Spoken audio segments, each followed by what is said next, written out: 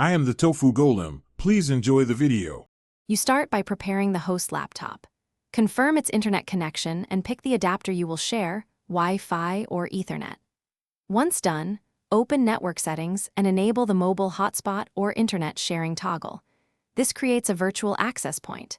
Make sure to set a clear SSID and strong password, and select WPA2 or WPA3 for security so clients can connect safely. You do this now to create the shared network that every other device will join.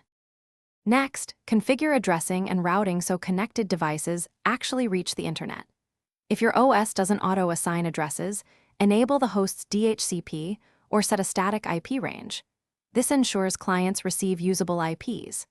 Then turn on NAT or internet connection sharing so the host translates and forwards packets. Also, make sure firewall rules permit DHCP, DNS, and outbound TCP/UDP as needed. Otherwise, connections will be blocked. Finally, connect client devices to the new SSID and confirm each receives an IP and the host as gateway. Once connected, test browsing or ping an external address. If internet fails, first restart the host adapter and the client, then reboot the host if necessary. If problems persist, inspect NAT status, firewall rules, adapter drivers, and the DNS configuration because these are the common failure points. Keep one troubleshooting tip in mind.